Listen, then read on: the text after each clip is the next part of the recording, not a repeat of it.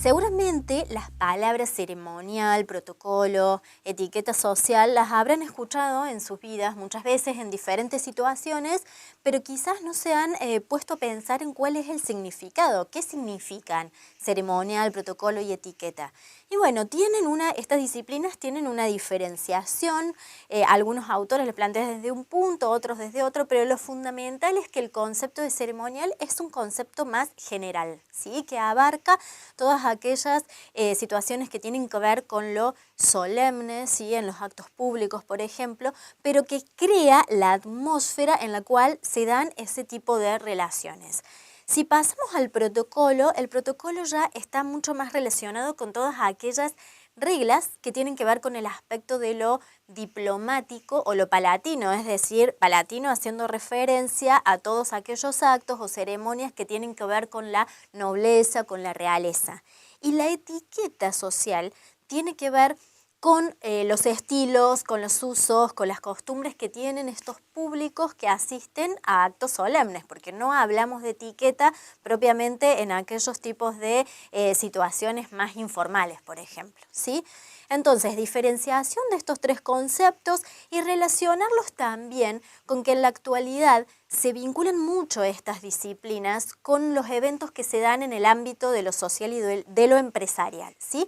Con sus ciertas características particulares. La vida también, por ejemplo, en lo que es los organismos internacionales, como puede ser la ONU, por ejemplo, también tiene que estar reglamentada, por lo tanto allí también el ceremonial, el protocolo y la etiqueta juegan un papel fundamental, ¿sí? Imagínense qué caos sería si en un tipo de reunión de estas características cada uno de los oradores comenzara en el mismo momento a hablar, por ejemplo. Sería un caos. Entonces esto tiene que tener un orden. En este tipo de eventos, en este tipo de situaciones, estas disciplinas son centrales. Actualmente todo esto se ha ido como modificando, flexibilizando con ciertos criterios en algunos aspectos, y para esto hay un vínculo muy grande entre lo que es también el ceremonial y las relaciones públicas. Cuando nosotros nos enfrentamos también a un evento, porque la materia también tiene que ver precisamente con la organización de los eventos, hay que tener en cuenta ciertas reglas de protocolo y de ceremonial. Yo los invito a que vean un video a continuación en el cual podrán ver y reconocer ciertos factores que hay que tener en cuenta para el desarrollo de estas disciplinas.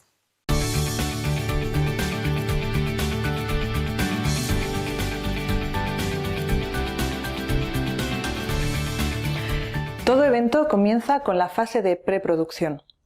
La preproducción es la fase más importante de la planificación y la organización de un evento. De hecho, veremos que cuanto más trabajemos la preproducción, más planificado va a estar este evento y nos va a dar herramientas con las que vamos a poder trabajar el día D para hacer frente a los imprevistos que puedan surgir. La situación ideal para trabajar en esta fase de preproducción es el trabajo en equipo. Y si como organizadores contamos en esta fase con el trabajo de los equipos técnicos, el equipo de diseño, los promotores del evento y todos los actores que van a estar implicados en el desarrollo del evento, el proceso se va a enriquecer y podremos estar seguros de planificar teniendo en cuenta todas las variables que van a intervenir dentro del evento. Sin embargo, por desgracia, esta no suele ser la situación que se da y en muchas ocasiones nos vamos a ver obligados a trabajar solos o en pequeños equipos. En estos casos, lo que hay que tener en cuenta es que siempre es imprescindible contar con el promotor del evento en la fase de preproducción. Es decir, la empresa o la organización o incluso la persona que nos encarga de organizar este evento y que es quien tiene la información clave para que podamos bien preparar toda la preproducción del mismo.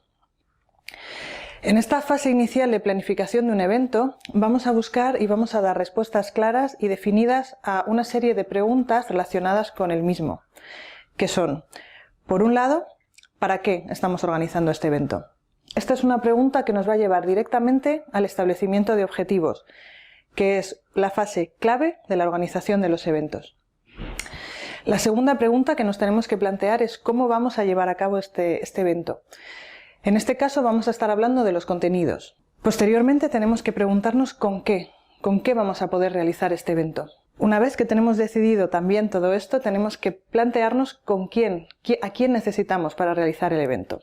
¿Qué pudieron observar en el video? En el mismo, a través de una charla, digamos, explicativa, lo que se pueden ir viendo son los diferentes factores que hay que ir considerando en el momento de organizar un evento en torno a lo que son también las acciones de ceremonial y de protocolo propias de ese evento. Los invito a que realicen una actividad que les permitirá reconocer estos factores y organizar esa información.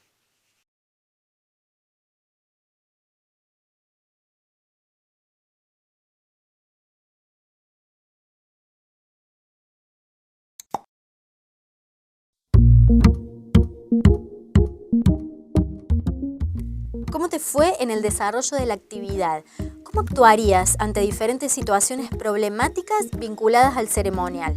Te dejo una pista que te ayudará a resolver la actividad. Por ejemplo, respetar el orden de precedencias como sentencia.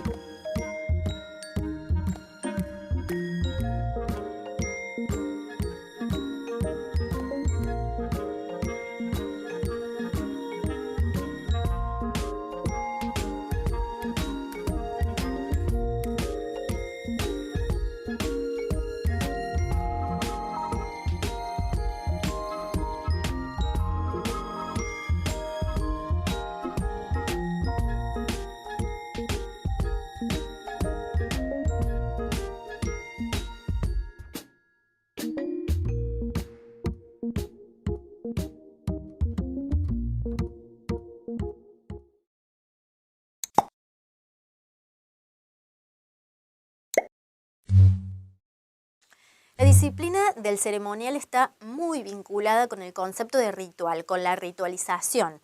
Entonces, si hablamos de remontarnos históricamente a considerar, digamos, los rituales, en los primeros vestigios de rituales, es decir, de ceremonial, se encuentran con el hombre de Neandertal 200.000 años antes de Cristo y sobreviven 40.000 años antes de Cristo.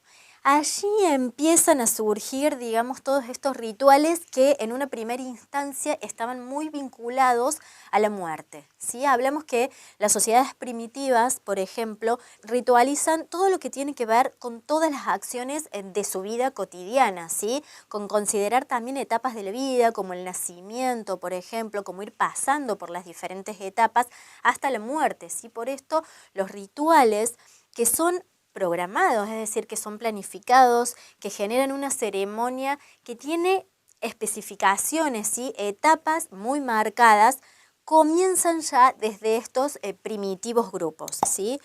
Hablamos que ellos se transforman, estos rituales van evolucionando, digamos, a lo largo del tiempo, pero tienen una fuerte impronta. Una impronta que se va a considerar también en todas aquellas acciones que son propias del ceremonial. Es decir, en los actos o en las ceremonias se van a ir repitiendo, no ya de la misma manera que en las sociedades primitivas, pero sí de maneras, digamos, actuales y más renovadas.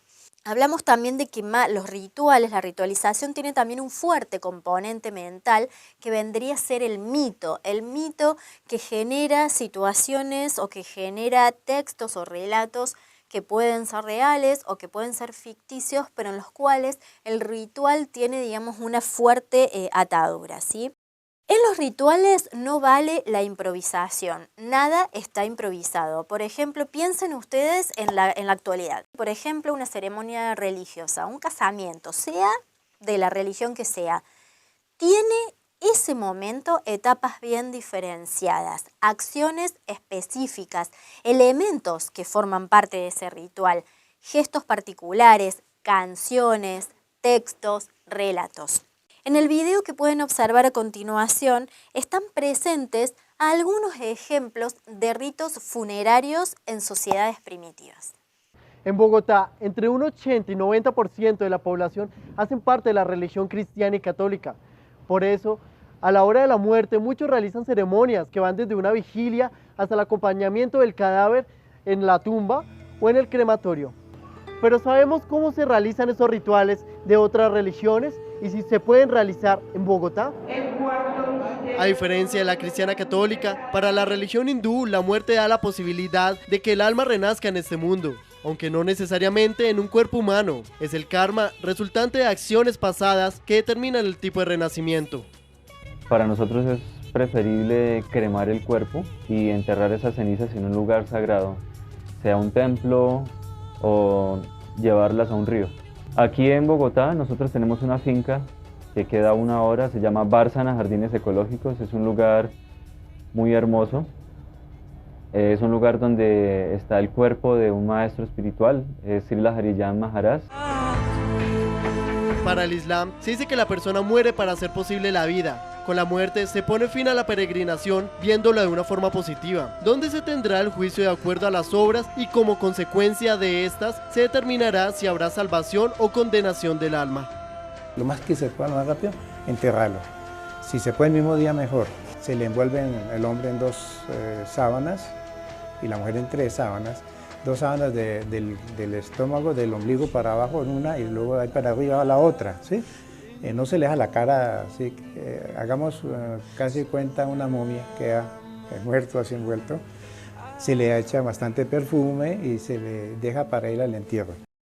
La ritualización como antecedente de las acciones de ceremonial nos coloca frente a una situación muy importante para empezar a considerar lo que es el ceremonial hoy. En la siguiente actividad del módulo te invito a que organices información para poder reconocer cuáles son las principales características de los rituales y la aplicación del ceremonial en los mismos.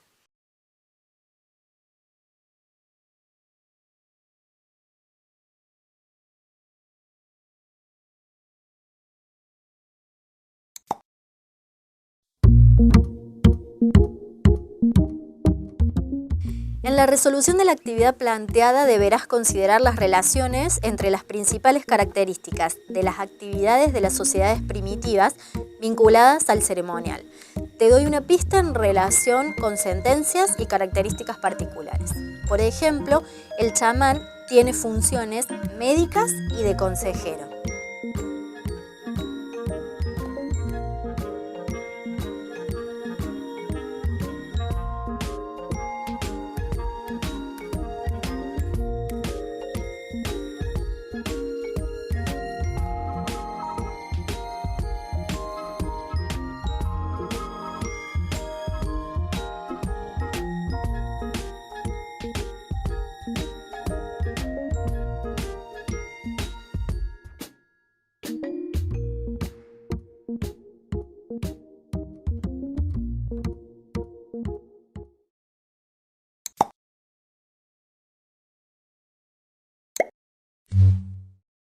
Venimos desarrollando cómo las sociedades primitivas empiezan a manifestar a través de la ritualización las acciones propias del ceremonial. Entonces es importante destacar que a lo largo de toda la evolución histórica, las diferentes culturas fueron demostrando sus formas de rituales, cuál era su mirada sobre la vida cotidiana, sobre los fenómenos de la naturaleza, por ejemplo. Y son los sumerios y luego los babilonios los que empezaron, digamos, a considerar toda esta cuestión de lo divino dentro de la ritualización, ¿sí? Originan ellos la raza sagrada que gobierna el mundo. Básicamente después el régimen de Egipto, por ejemplo, era un régimen teocrático en donde también el faraón era considerado también como un dios y toda su vida, desde el nacimiento hasta su muerte, está asignado por diferentes tipos de rituales. Aquí vamos viendo los diferentes ejemplos de cómo en las sociedades, en las diferentes culturas, se comienzan a aplicar a través del ritual todas estas características propias del ceremonial. Hablamos de los griegos también y de los romanos, por ejemplo. Para los griegos era fundamental también el tema de la ritualización para generar fraternidad, confraternidad, digamos, entre los pares. Y si hablamos de Roma, por ejemplo, el formalismo y las ceremonias, tanto en el ámbito de lo religioso como en el ámbito de todos aquellos actos públicos, también eran considerados centrales, elementos centrales. China es otro ejemplo también muy particular que también lo podemos ver hasta en la actualidad, por ejemplo, en todos aquellos actos que tienen que ver con el ceremonial chino, por ejemplo, en acciones protocolares empresariales. Hablamos de que China tiene un ritual que tiene mucho que ver con el control, digamos, de las pasiones, ¿sí? Utilizan el ceremonial para reglar, para normativizar todas aquellas conductas que se dan en el ámbito de lo público o que se dan en el ámbito de lo social, impidiendo que de alguna manera también se manifieste toda la cuestión más emocional o toda la cuestión, digamos, más pasional. Cómo toda esta evolución se viene dando hasta llegar a lo que es la actualidad y considerar lo que ya les había nombrado el ceremonial en vinculación con las relaciones públicas, también se puede hablar de que se puede establecer una cierta flexibilización en las acciones propias del ceremonial, pero para eso aquellos profesionales que llevan a cabo estas actividades tienen que tener ciertos criterios particulares. Te muestro a continuación un ejemplo en un video que muestra algunas características de un ceremonial, una ceremonia muy particular en el Antiguo Egipto.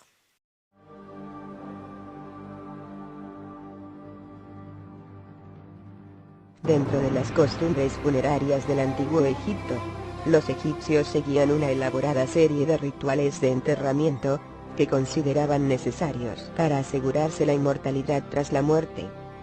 Estos ritos y protocolos incluían la momificación, la pronunciación de hechizos mágicos, y la inclusión de objetos muy específicos en las tumbas, que se pensaba que serían necesarios en la otra vida.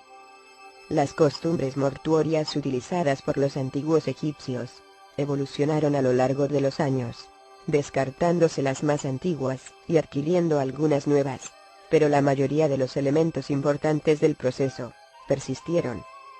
Aunque los detalles específicos cambiaron con el tiempo, la preparación del cuerpo, los rituales mágicos empleados y los objetos depositados en las tumbas eran las partes esenciales de un funeral egipcio apropiado.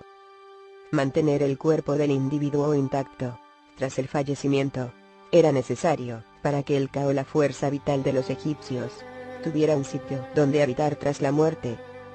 Los enterramientos poco profundos en la arena caliente del desierto muchas veces servían como momificación, pero cuando los cuerpos se enterraban en tumbas, empezaban a descomponerse rápidamente. Los antiguos egipcios usaban la momificación para impedirlo.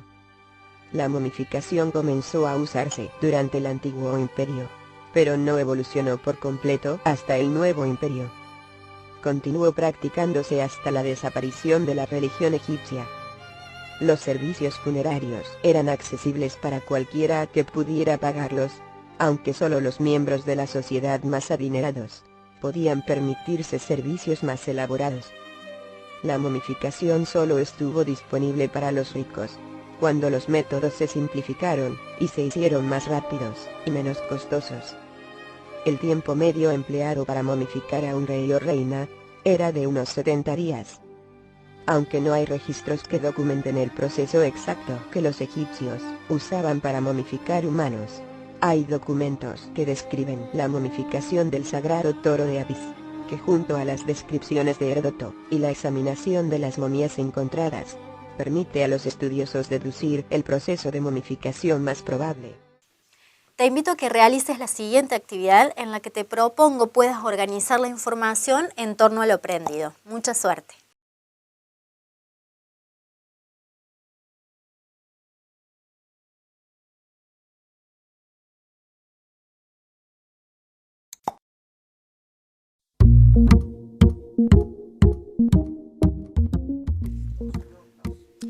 Encontraste diferentes maneras de organizar la información que te permite reconocer las principales características de los tips vinculados a hábitos de etiqueta social.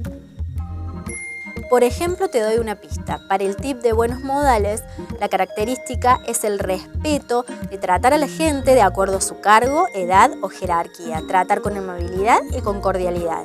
Y como ejemplo asociado, es una gran falta de cortesía y educación hacer esperar a alguien. Y así podrás continuar con cada uno de los conceptos.